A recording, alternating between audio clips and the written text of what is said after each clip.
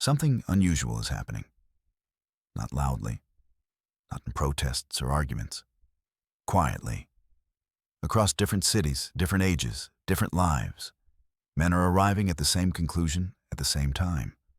No meetings, no coordination, just recognition.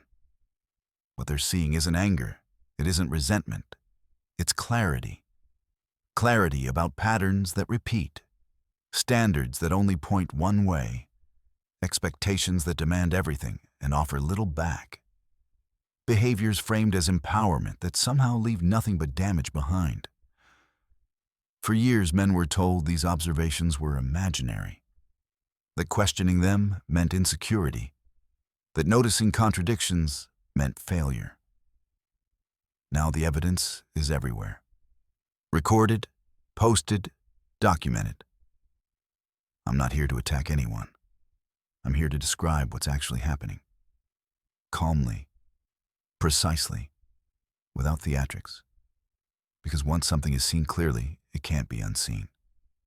And once men see these patterns for what they are, they don't argue anymore. They adjust. They withdraw. They choose differently. Before we go any further, tell me where you're watching from and your local time. I'm curious how widespread this moment really is. And if this kind of clear-grounded analysis matters to you, you're welcome to subscribe. No pressure, just clarity. The first pattern I couldn't ignore anymore was the imbalance in standards. Not standards themselves. Standards are normal, necessary even. What stood out was the direction they pointed, almost always outward, rarely inward. I started noticing it in conversations then, in case files then, in real lives. Men were expected to arrive complete, built, finished, high income, emotional control, physical fitness, social status, no baggage, no flaws. Meanwhile, the expectations placed on the other side were vague at best, optional at worst. I remember a client, I'll call him Daniel, sitting across from me with his phone in his hand. Calm, almost detached. He showed me his ex-girlfriend's dating profile, not with anger, with disbelief. The list of requirements scrolled longer than the screen. Height minimum, income threshold, no children, property ownership, emotional availability without neediness, ambition without obsession, strength without ego, sensitivity without vulnerability. On paper, it sounded like a job posting for a CEO who also moonlighted as a monk. Then Daniel told me about her real circumstances. Unemployed, living with her parents, 2 children from 2 different relationships, no consistent work history, no interest in self-improvement, no gym, no goals beyond manifesting better. The disconnect wasn't subtle. It was absolute. And here's the part people misunderstand. Men aren't offended by high standards. They're offended by asymmetric ones. When someone demands qualities they haven't even attempted to cultivate themselves, it signals something deeper than confidence. It signals entitlement. I saw it again and again. Loyalty demanded while backup options stayed warm. Emotional maturity required while emotional regulation was absent. Respect expected while contempt was delivered casually. Perfection insisted on while effort was minimal. At some point, hypocrisy stops being theoretical. It becomes operational. What made this impossible to ignore was how openly it was displayed. These standards weren't whispered in private anymore. They were broadcast, celebrated, defended. Any pushback was labeled insecurity. Any refusal was framed as intimidation. Men were told that questioning the imbalance meant they couldn't handle a strong woman. But strength doesn't look like demands without contribution. Strength looks like reciprocity. The more I paid attention, the clearer the pattern became. These expectations didn't come with accountability. There was no parallel expectation to grow, to contribute, to stabilize, to offer peace. just an assumption that existing was enough. That desire alone justified entitlement. I watched men internalize this for years. They asked themselves what was wrong with them, why they weren't enough, why they needed to try harder, earn more, give more, bend more. They believed love was a performance review they could never pass. Then something shifted. Men began comparing notes, quietly, in private conversations, in recorded evidence, in shared experiences that lined up too cleanly to dismiss. Different women, same scripts, same demands, same lack of reciprocity. And once that recognition set in, something else happened. The emotional charge disappeared. Anger faded first, then confusion. What remained was a simple conclusion: this arrangement doesn't make sense. You can't demand outcomes you haven't built the foundation for. You can't expect top-tier commitment while offering instability. You can't require excellence as a baseline while excusing mediocrity in yourself as self-love. This wasn't about men wanting less. It was about men refusing to subsidize imbalance. I noticed a change in how men spoke. Shorter sentences, fewer justifications, less explaining. When faced with unrealistic expectations, they didn't argue. They opted out. No speeches, no ultimatums, just distance. That's the part that unsettled a lot of people. Men weren't trying to negotiate anymore. They weren't trying to be understood. They were just leaving. And they weren't leaving bitter. They were leaving clear. Clear that standards without self-reflection become delusion. Clear that attraction built on entitlement collapses under reality. Clear that no amount of chemistry compensates for disrespect. What stood out most was how shocked some women were by this shift. They had been told their expectations were empowering, that men who resisted were beneath them, that holding out would guarantee something better. But reality doesn't reward narratives. It responds to value exchange. When someone demands a lifestyle they haven't earned a partner, they don't qualify for a level of devotion. They don't reciprocate the market, doesn't adjust to their feelings. It moves on. I watched men who once chased approval start choosing alignment. They weren't lowering standards. They were recalibrating them, asking simpler questions. Does she bring peace? Does she respect boundaries? Does effort flow both ways? Does accountability exist? If the answer was no, they didn't debate it. They disengaged. That's when the accusations intensified. Men were called avoidant, intimidated, emotionally stunted. But the pattern was consistent. These labels appeared only after men stopped complying. It became obvious. When access is mistaken for obligation, refusal feels like betrayal. What men realize slowly then all at once is that attraction built on imbalance is unsustainable. That no one is entitled to outcomes they haven't prepared for. That demanding the finished product while rejecting the process is a recipe for disappointment. This wasn't a revolt. It was a correction. Men didn't gather to change the rules. They simply stopped playing games where the cost was guaranteed and the return was hypothetical. And once that line is crossed, there's no going back.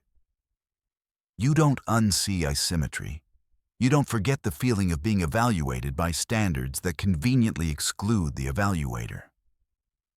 That recognition didn't harden men. It grounded them. They stopped chasing approval from people who hadn't earned influence over their lives. They stopped auditioning for roles that required self-erasure. They stopped mistaking entitlement for confidence. And that was just the first pattern. The next pattern revealed itself not through demands, but through aftermath. What happened after lines were crossed, after trust was broken, after consequences arrived? I began noticing how often accountability was inverted. A boundary would be violated. A betrayal would surface. Evidence would be undeniable. And yet somehow the person responsible would reposition themselves as the injured party. Not quietly, publicly, with tears, with language that reframed harm as strength and consequence as oppression.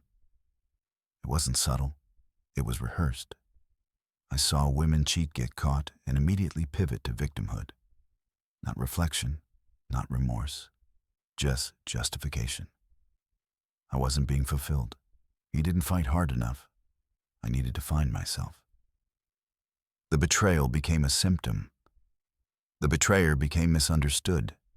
The partner who left became cruel. The most unsettling part wasn't the behavior. It was the applause that followed. There was a video circulating not long ago. A woman calmly admitted to cheating with multiple men. No shame. Just honesty framed as bravery. Her boyfriend left. Cleanly. No screaming. No revenge. He walked away. Within hours, she was online. Crying. Framing herself as abandoned. Claiming he couldn't handle her independence. The comment section filled instantly. Support, praise, validation. He was weak. She deserved better. He failed her. No one asked why fidelity was optional. No one questioned responsibility. The narrative was already decided. That's when it became clear this wasn't isolated behavior. It was a system. Men weren't just being gaslit by individuals. They were being gaslit by culture, by algorithms, by comment sections that rewarded emotional distortion over truth, by platforms that amplified tears but muted facts. I watched men respond at first with confusion, then with disbelief, then with withdrawal. There's a moment that happens when someone realizes the rules they're playing by don't apply evenly. That loyalty is expected but not enforced. That integrity is demanded but not modeled. That consequences are reserved for one side. Once that realization sets in, trust erodes fast. I saw men whose homes were destroyed during arguments, phones smashed, walls punched, property damaged. Then police reports framed them as threats because they raised their voices while being attacked. I saw recordings where calm men were accused of aggression while being screamed at. Patient men called abusive for refusing to react. Recording changed everything, not because it made people behave better, but because it exposed the gap between accusation and reality. The difference between what was said happened and what actually did. Men started recording to protect themselves, not to win arguments, to survive them. And what those recordings showed was uncomfortable. Narratives collapsing under playback, claims dissolving when time-stamped. The phrase "I felt unsafe" began replacing "I did something wrong." Emotional language became legal armor. Feelings were elevated above facts. Perception replaced evidence. And any attempt to point this out was treated as cruelty. I remember a man, I'll call him Marcus, who showed me audio from an argument. He was calm, measured, asking for space.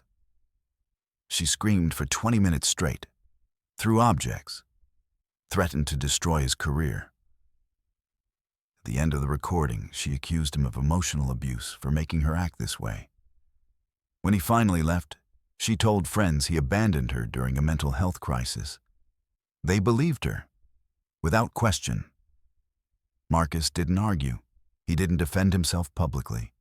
He cut contact, deleted photos, changed his number. The only thing he said to me was, "I don't want to live in a world where reality is optional." That sentence stayed with me. What made this pattern especially damaging was how socially protected it was. Any man who challenged it risked being labeled dangerous. Any woman who used it was shielded by intention.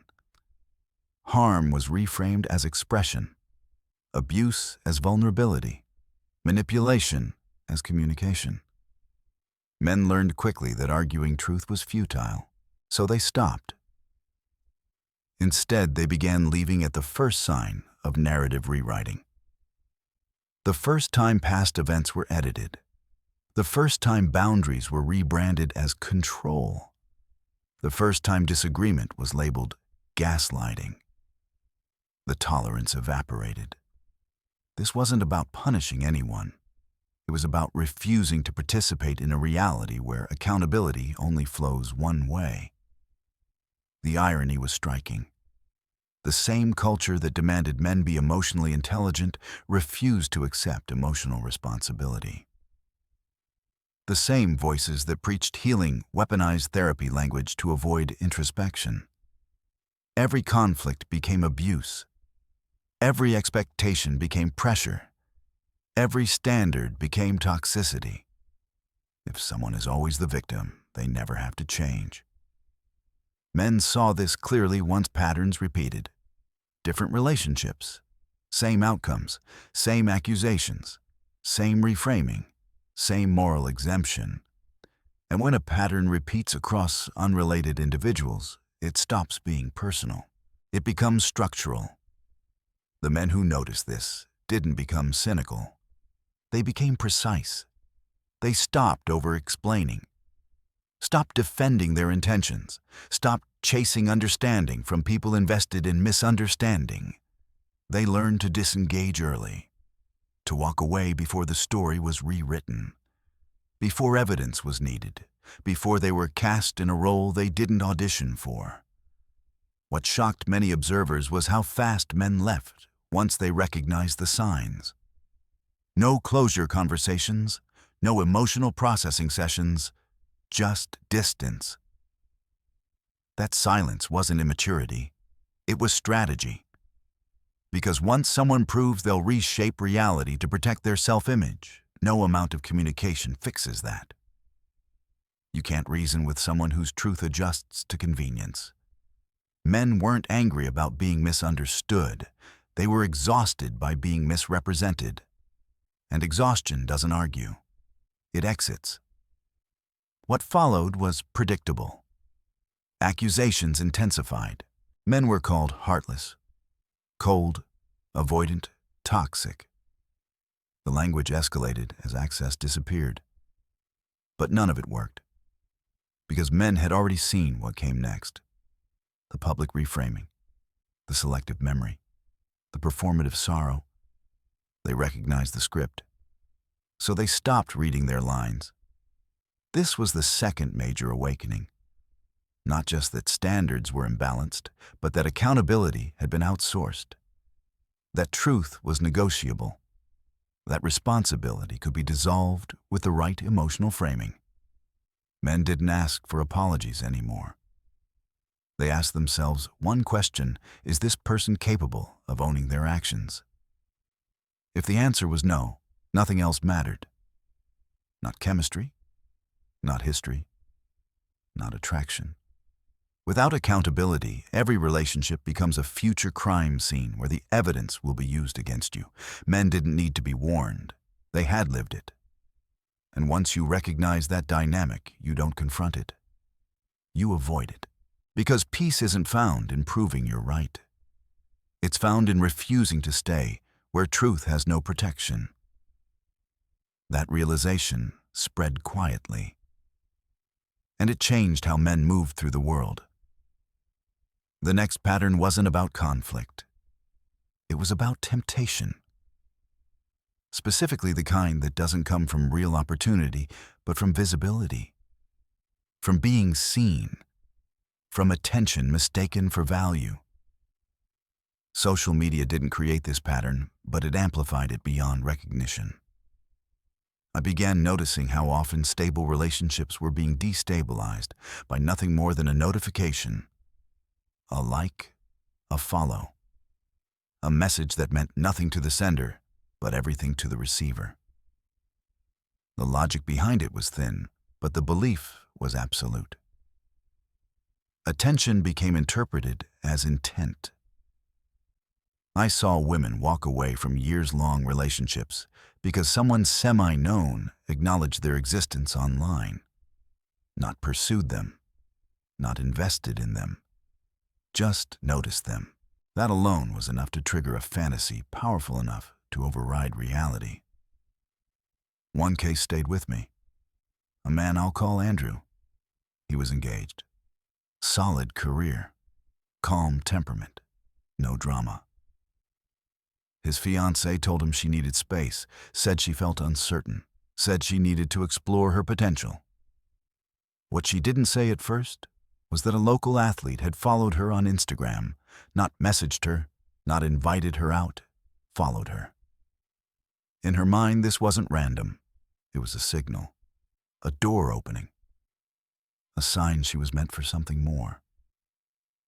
She broke off the engagement within weeks, told Andrew she couldn't ignore the feeling that something better was waiting. She pursued the athlete aggressively. He slept with her once, maybe twice, then disappeared. He had followed thousands of women. She was a moment, not a choice. 3 weeks later, she tried to come back. Andrew didn't yell. He didn't argue. He didn't ask for explanations. He told me something simple. I realized I was competing with her imagination. And you can't win that. That sentence captures the entire issue. Social media has created an environment where perceived options feel infinite, even when actual options are shallow. Where proximity to fame is mistaken for proximity to commitment. Where fantasy feels more real than consistency. I saw relationships dissolve not because of abuse or neglect, but because reality couldn't compete with illusion. 5 years of reliability couldn't stand up to one blue check mark. What made this more dangerous was how it was normalized. Women were encouraged to never settle, to interpret boredom as incompatibility, to see stability as stagnation, to chase excitement without questioning its source. But excitement without investment burns fast. Men began noticing something else. The women most vulnerable to this dynamic weren't malicious. They were disconnected. They had learned to measure worth through external validation, through likes, comments, and follower counts. Attention became proof of value. Silence felt like rejection. This created a restless dissatisfaction.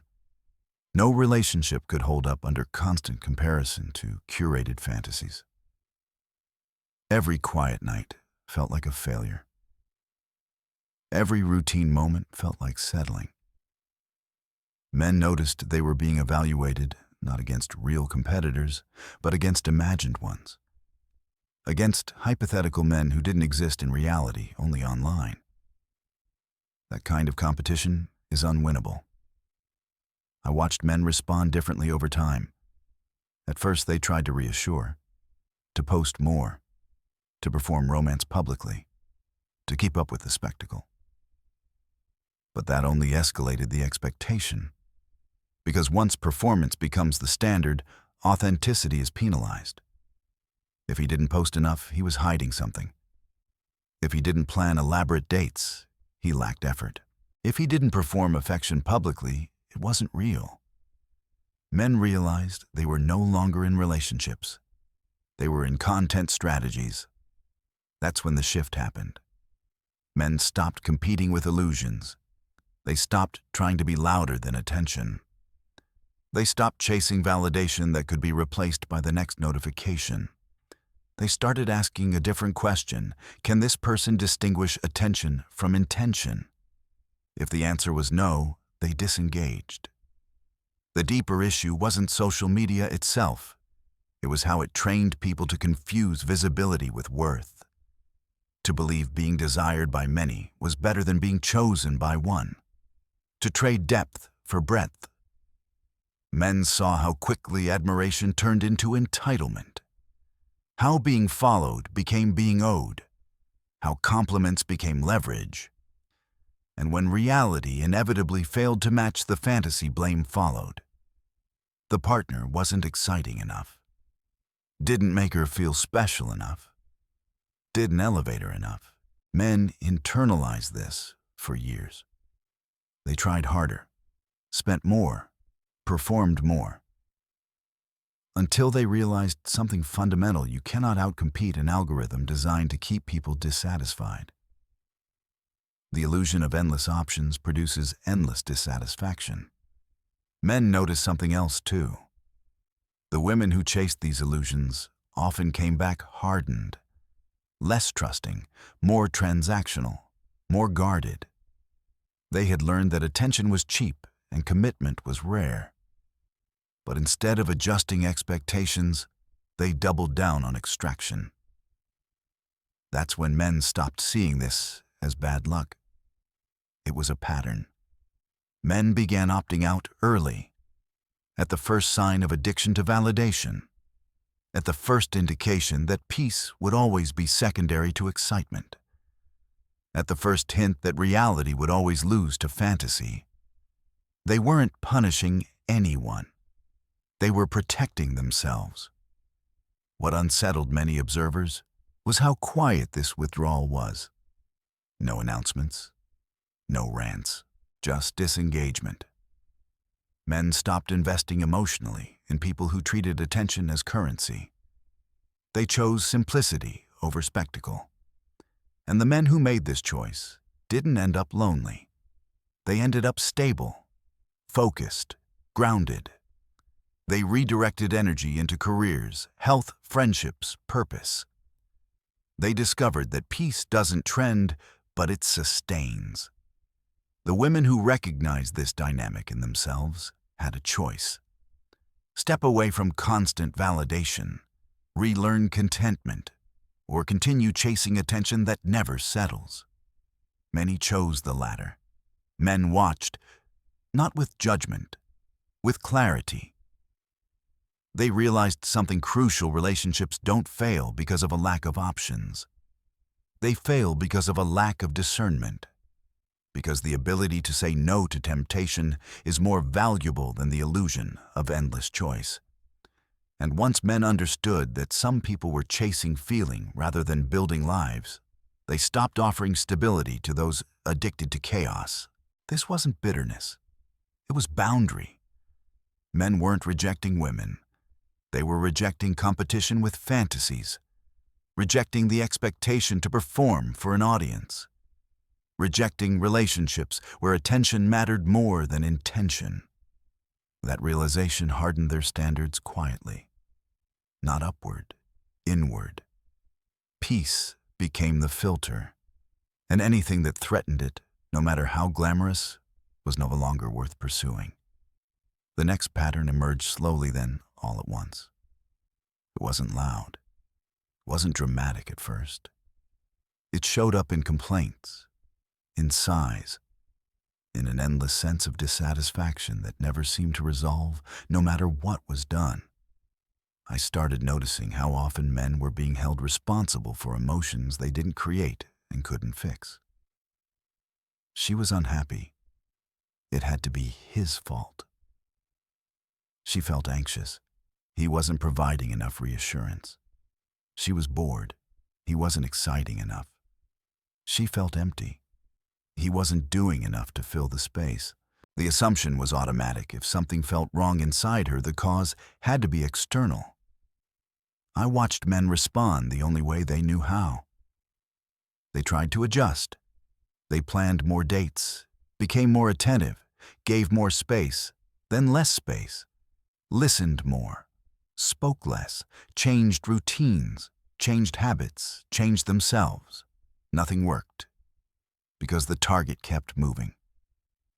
I saw the same contradictions repeat across different relationships. If he was present, he was suffocating. If he gave space, he was distant. If he was romantic, it was pressure. If he was calm, he lacked passion. If he was stable, he was boring. If he was driven, he was unavailable. There was no configuration that resolved the dissatisfaction, because the dissatisfaction wasn't relational. It was internal.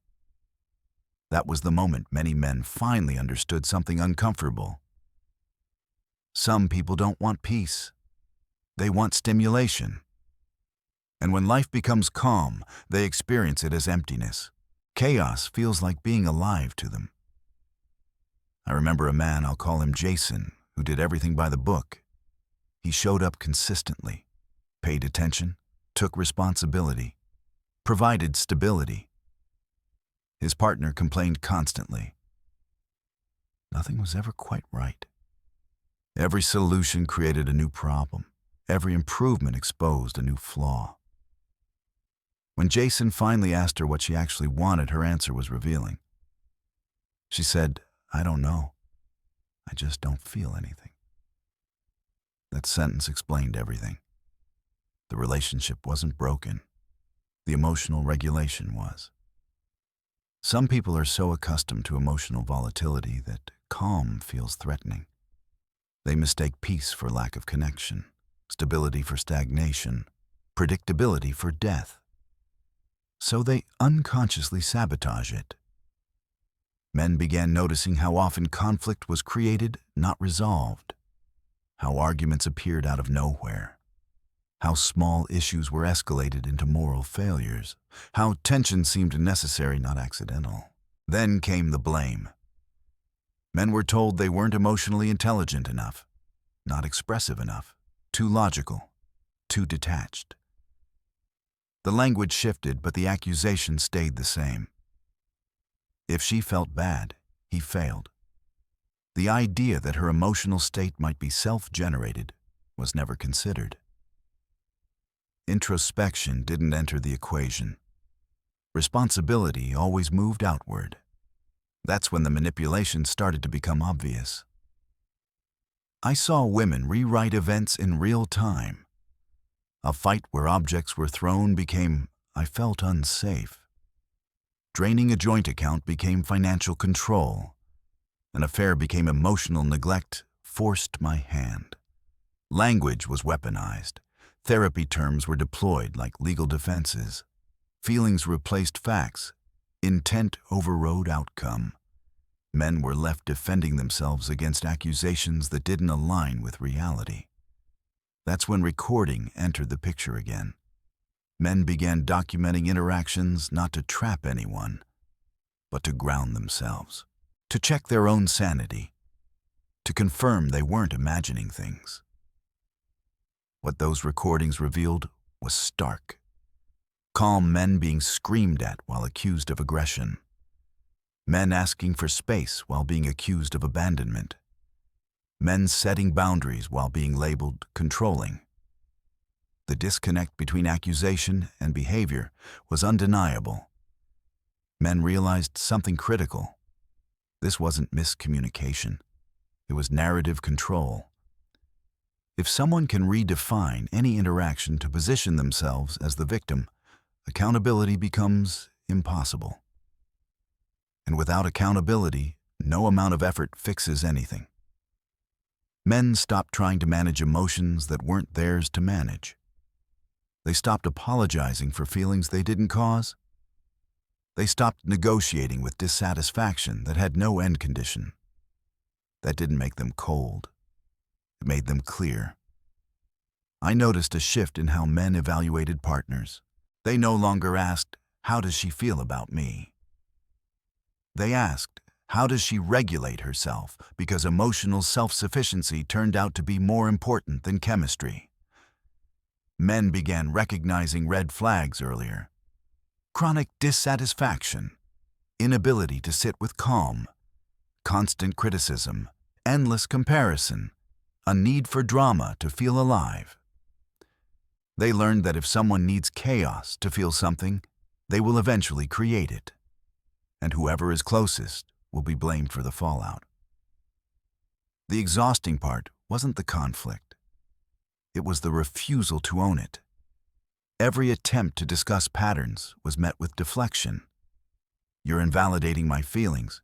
You're being dismissive. You're gaslighting me." The language ensured the conversation never reached resolution. Men realized these discussions weren't meant to solve problems. They were meant to assign guilt. So men stopped participating. They disengaged emotionally first, then physically, then completely. not out of cruelty but self-preservation. What surprised many people was how fast this happened once the pattern was seen. Years of tolerance evaporated in weeks. Men didn't need time to process. They had already processed. They just hadn't accepted the conclusion. The conclusion was simple. You cannot build a stable life with someone who needs instability to feel alive. You cannot satisfy someone who is fundamentally dissatisfied. And you cannot take responsibility for emotions you didn't create.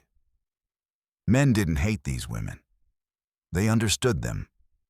And understanding was exactly why they left. They saw that no amount of love could replace emotional regulation. No amount of patience could fix avoidance of accountability. No amount of effort could satisfy someone committed to feeling empty.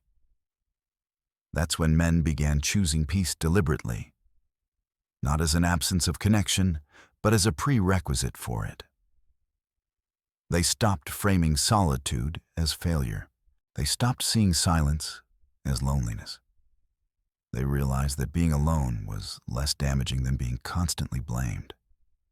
This shift wasn't loud. It wasn't ideological. It was experiential. Men had lived the cycle too many times to ignore it.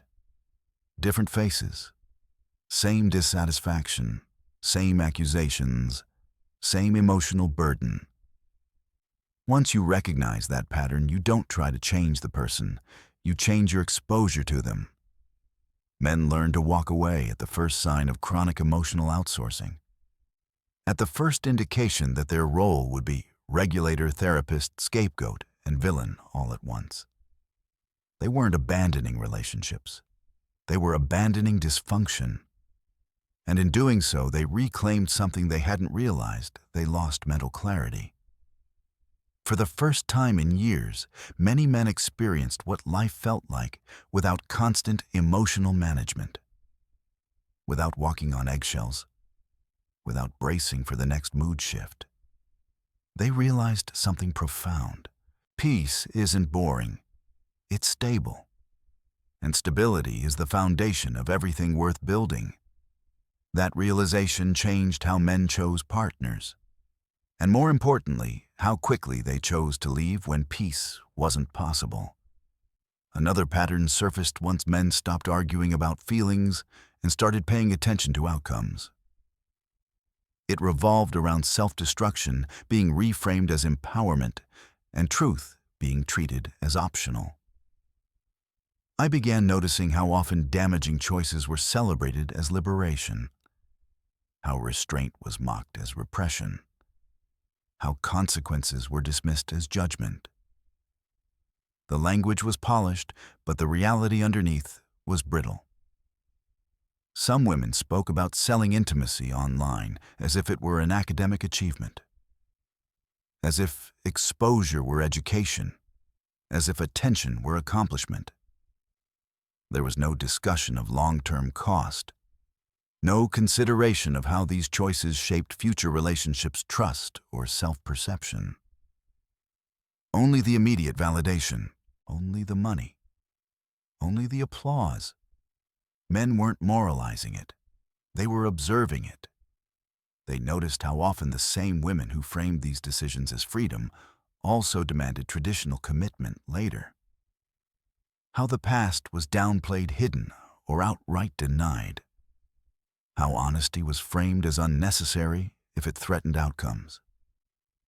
This wasn't about numbers. It was about deception. I saw relationships implode not because of what someone had done, but because of what they lied about. Men could handle truth. What they couldn't build on was fabrication. One story repeated often. A man marries a woman who presents herself as having a modest past. Nothing extreme, nothing alarming. Years later, a careless comment at a party. A drunk friend. A casual joke about those wild years. Suddenly, the timeline doesn't add up. The truth emerges slowly. Not 3 partners. Dozens. Not a phase, a pattern. The man isn't angry about the past. He's disoriented by the lie. He realizes the person he committed to doesn't exist. That intimacy was built on a false foundation. Trust collapses quietly. Permanently, men noticed how normalized this behavior had become. My past is none of your business. If he can't handle it, that's his insecurity. Accountability was reframed as oppression, transparency as control. But men understood something simple. You don't get to demand trust while hiding material facts. You don't get to build a future on selective truth. The problem wasn't sexuality, it was integrity. Men also noticed how recklessness was dismissed as harmless fun, especially in younger years. Public encounters, recorded behavior, shared content. The assumption was that none of it would matter later, that the internet forgets. That reputation is an outdated concept. It isn't. I spoke to a recruiter who told me their firm now runs deep social media checks. Not out of prudishness, but risk management. What they find sometimes ends careers before they start. Videos posted by friends, tagged content, archived streams. The women involved were shocked. They thought those years were private, temporary, separate from adulthood. They weren't warned because warning would have been called shaming. Men watched this with a different lens. They saw how decisions made for attention in the present created limitations in the future. How empowerment narratives ignored consequence chains. Then there was the issue of money. Some women spoke openly about dating as extraction, not partnership, not connection. Extraction. Different men for different expenses. One for rent, one for travel, one for gifts. They called it strategy. They taught it. They celebrated it. Men noticed the tone wasn't playful. It was entitled. And when men became more guarded with resources, they were accused of being stingy, of lacking generosity, of being threatened by independence. The irony was stark. Exploitation framed as confidence. Boundaries framed as fear. Men didn't argue. They adjusted. They stopped offering unearned access, stopped funding lifestyles they weren't part of, stopped confusing attraction with obligation. Another layer emerged that disturbed many men deeply. The casual dismissal of male pain, physical, emotional, psychological. I heard about a man with a kidney stone, severe pain, vomiting, collapsing. His partner rolled her eyes, called him dramatic, refused to drive him to the hospital. He called an Uber while barely conscious. Later, she posted online mocking men for being babies when sick. He filed for divorce from the hospital bed. Men saw this and recognized something chilling. Empathy wasn't absent. It was selective. Male suffering had become a punchline. Male vulnerability, a liability. Seeking help was framed as weakness, unless it served someone else's narrative. The double standard was obvious, and men stopped ignoring it. They also noticed how excuses replaced ownership. Astrology, anxiety, trauma, anything external. I'm a Scorpio. Mercury was in retrograde. I can't help it. Men watched people make major decisions based on star charts while ignoring basic compatibility. Values, respect, effort, responsibility.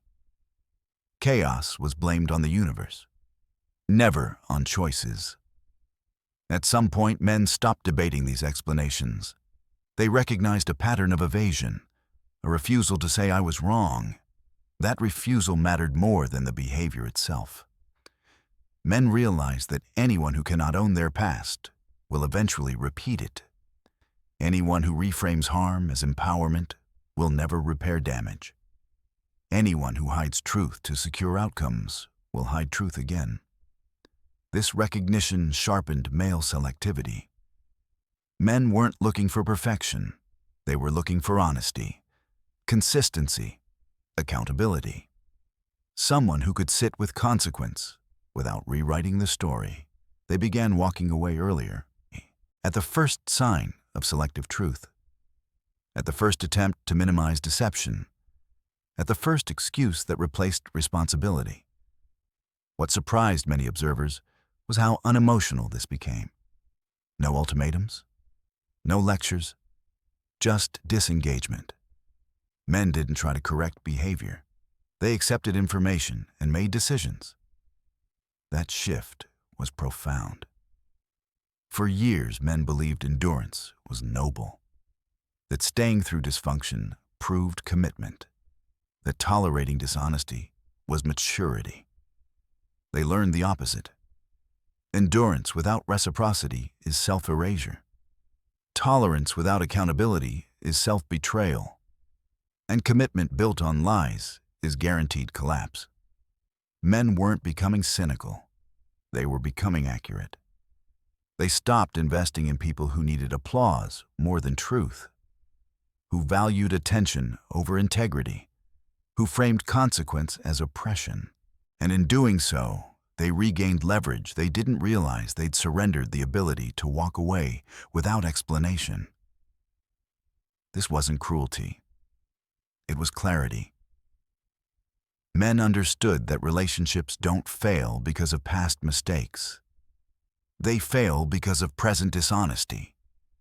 They fail because of a refusal to own reality.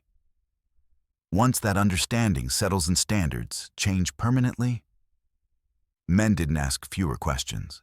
They asked better ones, about values, about responsibility, about how someone handles truth when it's inconvenient.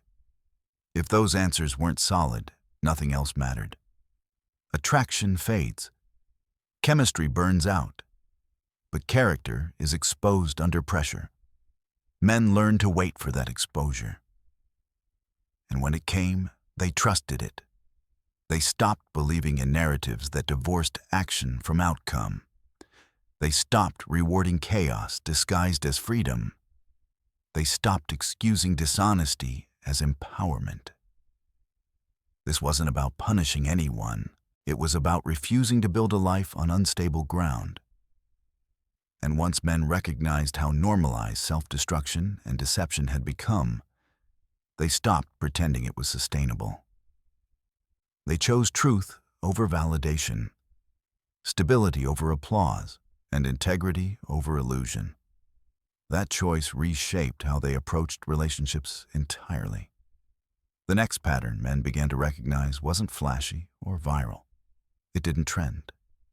It showed up in moments most people never see.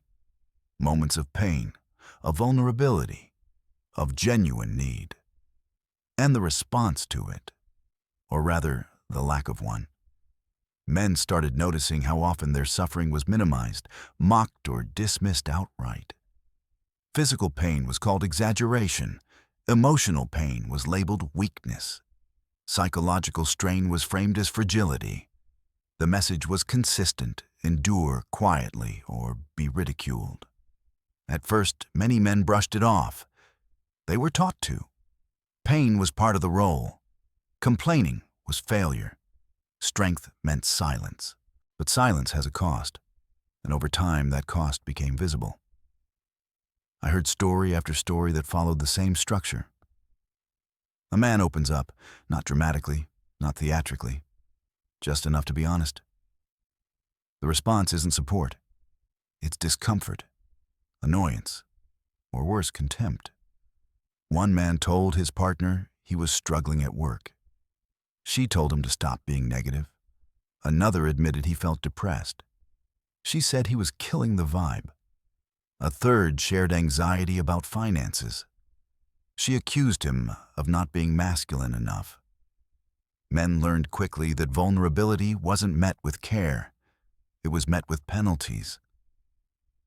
What made this pattern unbearable wasn't just the lack of empathy. It was the hypocrisy.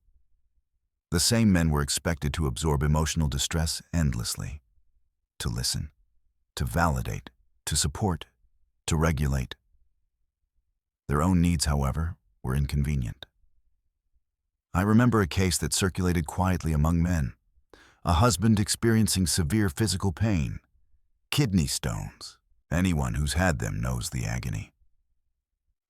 He asked his wife to take him to the hospital. She rolled her eyes, said he was being dramatic, refused. He called an Uber, passed out in the back seat from pain. From the hospital bed, he watched her post online about how men exaggerate illness. He filed for divorce the same day. Men didn't see that as extreme. They saw it as inevitable.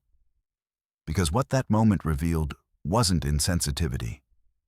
It was a lack of basic respect, a refusal to acknowledge male suffering as real. Men noticed how often male pain was treated as entertainment, as content, as a joke, as proof of weakness. They noticed how easily empathy shut off when it flowed toward them. The double standard became impossible to ignore. A woman cries and the world stops. A man collapses and he's told to toughen up. A woman expresses trauma and it's sacred. A man does the same and it's suspicious. Men realized something uncomfortable. The empathy gap wasn't accidental. It was normalized. And when empathy is conditional love, becomes transactional. This extended beyond physical pain into mental health. Men seeking therapy were mocked. Men asking for space were accused of avoidance. Men setting boundaries were labeled controlling. Men expressing hurt were told they were playing victim. There was no safe lane. I watched men stop sharing, not because they healed, but because they learned it wasn't safe. They withdrew emotionally while remaining present physically. They carried stress silently. They handled crises alone. That silence was mistaken for strength, but it was actually resignation. Men also noticed how male trauma was often dismissed entirely. Stories of abuse were minimized. Exploitation reframed as humor. Divorce losses laughed at. False accusations brushed aside. There was a podcast where a man shared how his ex-wife cheated and took everything in the divorce. The female host laughed, said he must have deserved it, suggested he probably fumbled.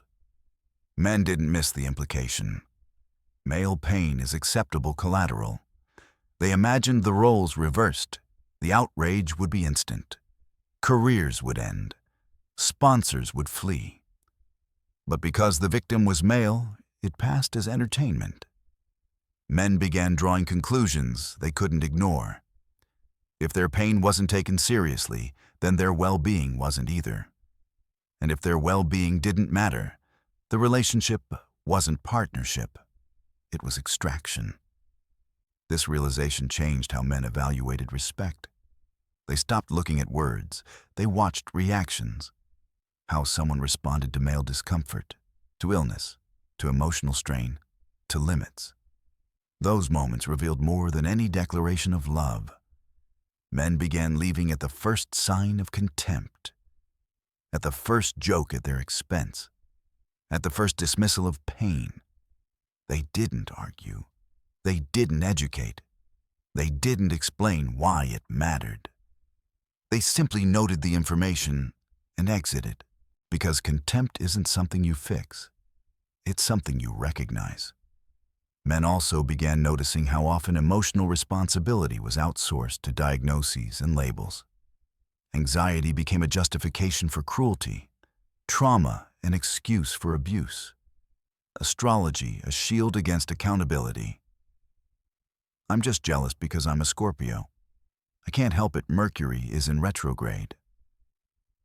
I have anxiety, so my reactions are understandable. Men watched people excuse behavior they would never tolerate in reverse. They watched patterns repeat, drama explained but never addressed, chaos rationalized but never corrected. At some point, men stopped debating explanations. They focused on outcomes. Does this person take responsibility, or do they outsource it to the universe? That question became decisive. Men recognized that someone who cannot own their behavior will never change it. Someone who excuses harm will repeat it. Someone who minimizes your pain will eventually cause more of it. The tolerance threshold collapsed. Men didn't need perfection. They needed basic empathy. The ability to say, "I'm sorry." The capacity to acknowledge harm without defensiveness. The willingness to treat male suffering as real. When that wasn't present, nothing else mattered. This wasn't about men wanting to be coddled. It was about mutual humanity, about recognizing the partnership requires care in both directions. Men began choosing solitude over contempt, peace over mockery, silence over humiliation. They weren't isolating themselves from love. They were protecting themselves from environments where vulnerability was punished. The result was predictable. Men became more guarded, more selective, less willing to open quickly, less eager to commit without evidence of empathy. Observers misinterpreted this as emotional unavailability. It wasn't. It was emotional discernment. Men still wanted connection, but only where pain was met with care, where struggle wasn't dismissed, where suffering wasn't mocked. They learned that if someone can't handle your weakness, they don't deserve your strength. And once that lesson is learned, it doesn't unlearn itself. Men stopped asking for understanding from people who showed none. They stopped hoping empathy would appear later. They stopped assuming love would soften contempt. They accepted a harder truth. Respect either exists or it doesn't. And no amount of time creates it where it's absent. That understanding didn't make men bitter. It made them cautious. They stopped explaining why empathy mattered. They simply required it. And anyone who failed that test failed permanently. As men became more aware of emotional dynamics, another pattern surfaced, one tied to money access, and how intimacy was increasingly treated as a transaction rather than a bond. It wasn't hidden. In many cases, it was openly taught, shared, and celebrated. Men noticed how often dating was framed not as mutual exploration, but as extraction. Some women spoke plainly about it. Men should pay. Men should provide. Men should fund a lifestyle simply for the privilege of proximity. Not marriage, not commitment, just access. The expectation wasn't subtle. It was declarative. What stood out wasn't that some people preferred traditional arrangements. It was that obligation had been detached from reciprocity. Provision was expected without partnership. Investment without security. Sacrifice without appreciation. Men watched videos where women openly described their rosters. One man for rent, one for the car, one for travel, one for gifts. None of them partners. None of them respected. All of them leveraged. The tone wasn't ashamed. It was proud. This wasn't fringe behavior anymore. It was normalized as empowerment. And when men objected, they were told they were threatened, insecure, afraid of strong women. The accusation missed the point entirely. Men weren't afraid. They were unwilling. They recognized exploitation when it was explained to them clearly. I saw men who had worked for years, built careers, saved diligently, suddenly realize they were being treated like utilities, interchangeable, valued only for output, disposable once depleted. At first, they tried to rationalize it. That's just how dating is now. I have to prove myself. It's the cost of entry. But over time, the math stopped working. Men asked themselves a simple question: what exactly am I receiving in return? Often the answer was vague. Affection that fluctuated, attention that disappeared when resources paused, interest that required constant spending to maintain. Men noticed how quickly enthusiasm faded when generosity slowed, how warmth cooled when boundaries appeared, how connection evaporated when extraction was challenged. That was the moment clarity arrived. This wasn't romance. It was monetization. Men didn't become angry. They became precise. They stopped funding people who weren't invested, stopped paying for access that didn't lead anywhere, stopped confusing attraction with obligation. Another realization followed quickly. This behavior didn't come without consequences. It trained distrust. It taught men to withhold, to guard, to assume ulterior motives. And when men became more cautious with money, they were blamed again, accused of lacking provider instincts, of being cheap, of failing masculinity. The irony was sharp. Men were told to be generous in systems that punished generosity, so they adapted. Men began delaying investment, watching behavior over time, waiting to see if effort flowed both ways, if care existed independent of spending, if interest survived boundaries. Many relationships ended at this stage, quietly, early, without conflict. Because once extraction is identified, attraction dies. Men also began seeing the long-term fallout of reckless behavior framed as harmless fun, especially in younger years. Public encounters, filmed moments, shared stories. The narrative said it wouldn't matter, that everyone had a past, that the internet forgets. That reputation was an outdated concern. Reality disagreed. I spoke to a recruiter who described their screening process. Public social media searches, archived content, tag histories, videos that candidates forgot existed. Careers ended before interviews began. Men saw women shocked by this, angry, confused. They didn't understand why choices made years ago were relevant. They were told no one would judge them. Men noticed the silence from the same voices that encouraged the behavior. This wasn't about moral judgment. It was about consequences. Men saw how short-term validation created long-term limitations, how applause faded but records remained, how empowerment slogans ignored downstream effects.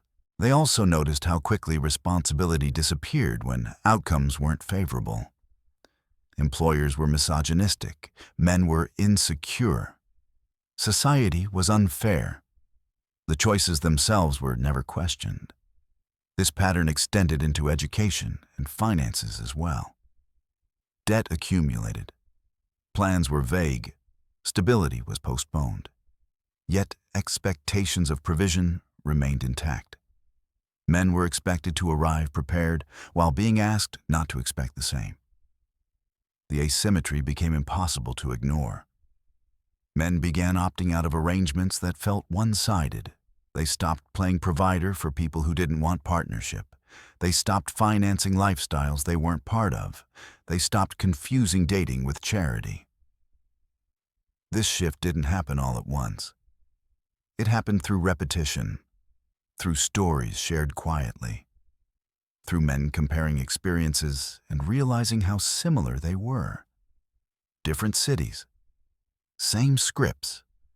Men also noticed how male loneliness was exploited, how desperation was monetized, how emotional attention was sold cheaply, but commitment remained expensive. Some women maintained dozens of male friends who paid bills, offered emotional support, solved problems, and hoped for more. Those hopes were never addressed, just managed. Enough attention to keep resources flowing, never enough to change the arrangement.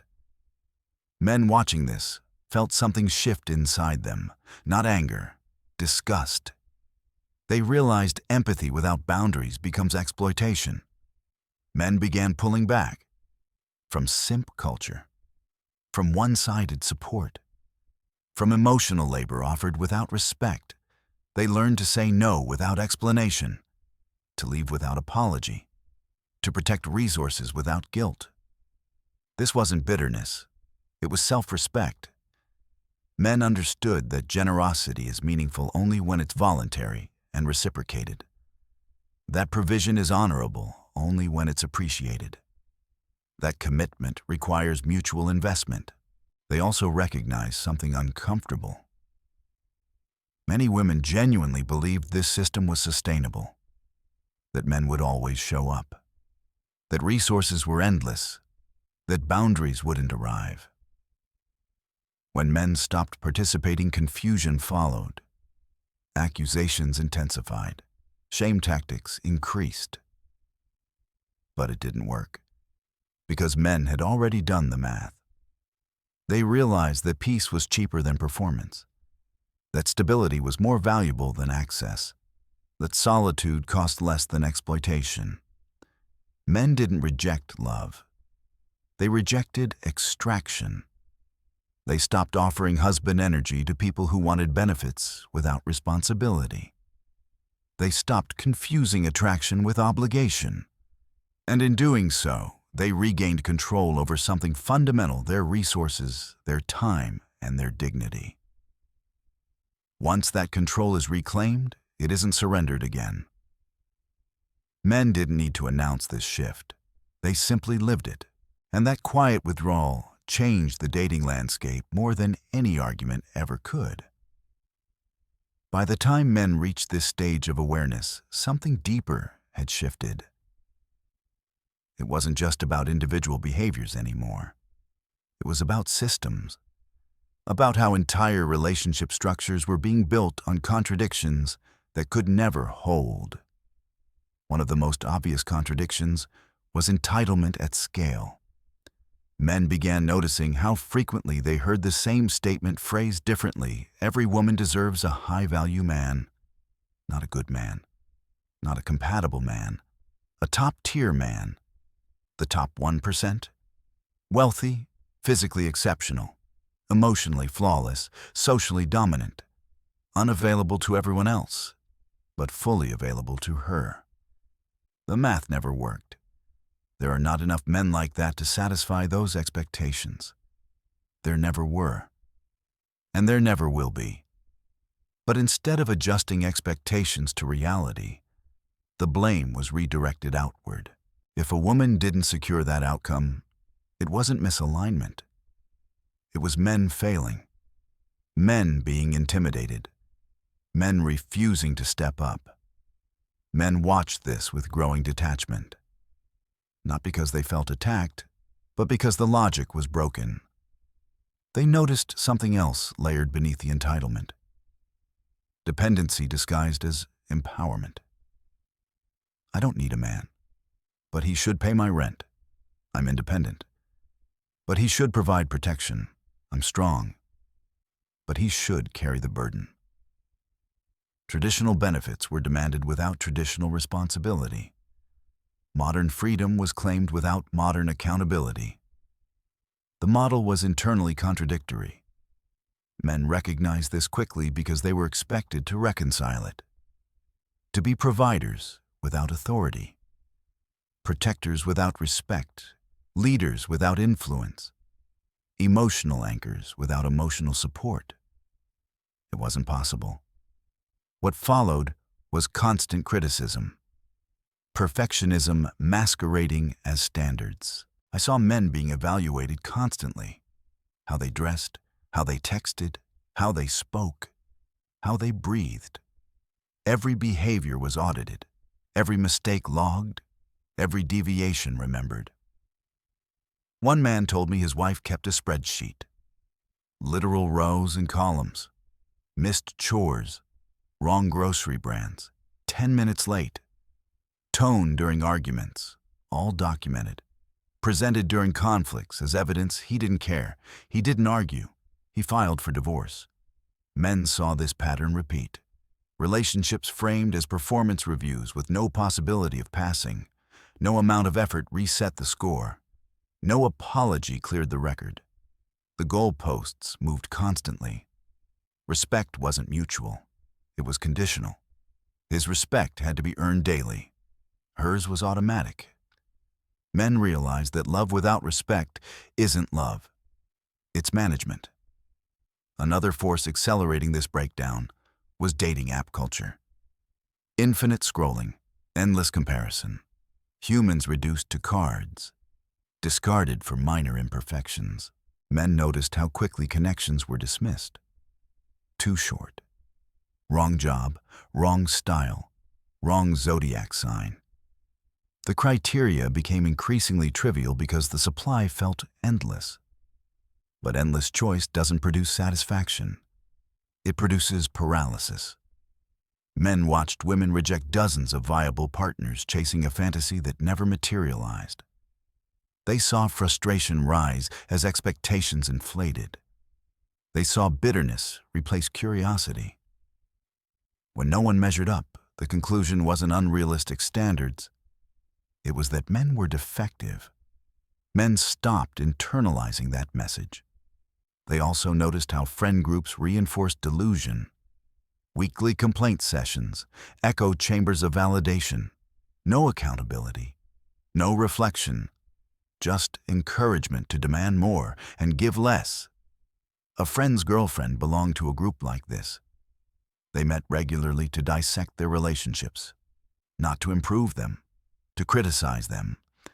Every man was inadequate, every effort insufficient, every boundary oppressive. Within a year, most of those relationships ended. The pattern repeated. Same complaints. New men. Men observing this learned an important lesson. Some environments punish stability. Some communities reward dissatisfaction. And entering those spaces means being prejudged. So men avoided them. They began paying attention not just to individuals, but to the people around them. The influences, the narratives reinforced, the behaviors normalized. If accountability was absent in the group, it would be absent in the relationship. Men also recognized how therapy language had been weaponized. Every preference became control. Every boundary became abuse. Every disagreement became gaslighting. Words meant to heal were used to dominate. Language became leverage. Men found themselves defending basic expectations: fidelity, respect, consistency. They were told these were toxic standards, insecure demands, patriarchal control. At some point, men stopped explaining themselves.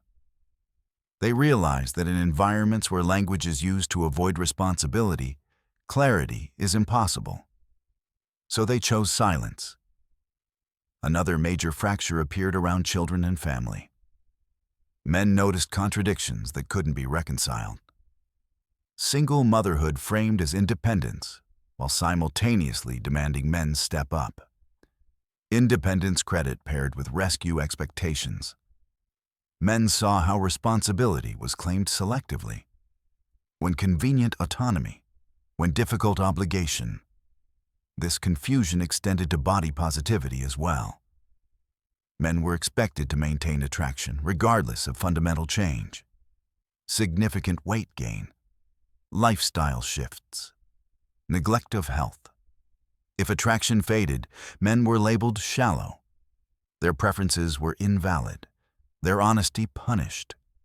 Men realized attraction isn't a moral choice, it's biological.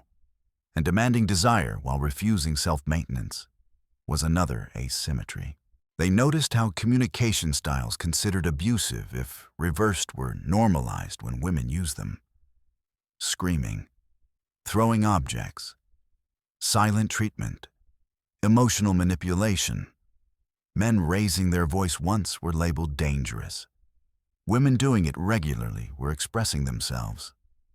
The standard was clear. Men also noticed behaviors that carried severe consequences were treated lightly. Legal issues, false accusations, criminal behavior, treated like quirks, like jokes. Some women behaved as if consequences were optional, as if rules were suggestions, as if accountability applied elsewhere. Men understood the risk immediately. If someone doesn't believe consequences apply to them, proximity becomes dangerous. They withdrew. Another issue surfaced quietly but powerfully: pregnancy manipulation. Men learned stories of birth control deception, of holes in condoms, of children used as leverage, of support turned into entitlement. They noticed vasectomies increasing, not out of hatred for children, out of fear of loss of control. Men saw divorce fantasies maintained during marriage, exit plans prepared during arguments, documentation kept for court rather than healing. They realized some people weren't building relationships. They were hedging bets. Social media performance replaced reality. The wedding mattered more than the marriage. The post mattered more than the moment. Image eclipsed substance. Men recognized that being with someone who valued appearance over reality meant living in permanent insecurity. Always on stage, always evaluated, so they left. By this point, the pattern was undeniable. Respect had eroded. Reciprocity had vanished. Reality had been replaced by narrative. Men didn't respond with rage. They responded with retreat. They chose solitude over adversarial partnership, peace over constant correction, stability over spectacle. They watched friends lose half their assets, brothers lose access to children, colleagues destroyed by accusations never proven. They absorbed the data. They concluded the risk wasn't worth the reward under current dynamics. This wasn't fear. It was pattern recognition. Men weren't avoiding relationships because they hated women. They were avoiding structures that guaranteed loss. And as more men reached the same conclusion independently, the shift became visible. Marriage rates dropped, commitment slowed, selectivity increased. Observers called it a crisis. Men called it self-preservation. They weren't rejecting love. They were rejecting systems that punished it. The breakdown wasn't sudden. It was cumulative. Built from thousands of small contradictions no one was allowed to discuss. Now they were discussing them quietly, honestly, without apology. And once enough men see the same pattern, it stops being denial. It becomes reality. What all of this points to is one lesson that matters far beyond dating gender or modern culture. Peace is not something you earn by tolerating disrespect. It is something you protect by choosing wisely. Many people are taught that endurance is a virtue, that staying longer means loving harder, that sacrificing yourself proves maturity. But real life teaches a quieter truth. Anything that consistently costs you your dignity, your clarity, or your mental health is not love. It is erosion. Healthy relationships, romantic or otherwise, are not built on constant tension, fear of saying the wrong thing, or the pressure to perform. They are built on reciprocity, on accountability, on two people who can look at their own behavior without flinching and say, "I can do better." If there is one takeaway, it's this: you are allowed to walk away from situations that demand everything from you while offering confusion in return. You are allowed to choose solitude over chaos, clarity over drama, and peace over validation. That choice is not weakness. It is discernment, and this applies to everyone, regardless of gender, regardless of age, regardless of past mistakes. The relationships that last are not the loudest or the most impressive online. They are the quiet ones built on mutual respect, honest communication, and shared responsibility. Anything else eventually collapses under its own weight. I'd like to hear from you. What lessons have you learned the hard way? What patterns did you only recognize in hindsight? Share your thoughts in the comments. Your experience may help someone else see more clearly. If you value calm, grounded conversations like this, focused on truth, not outrage, you're welcome to subscribe. No pressure. Just an open invitation to keep thinking deeply, choosing carefully, and protecting what matters most.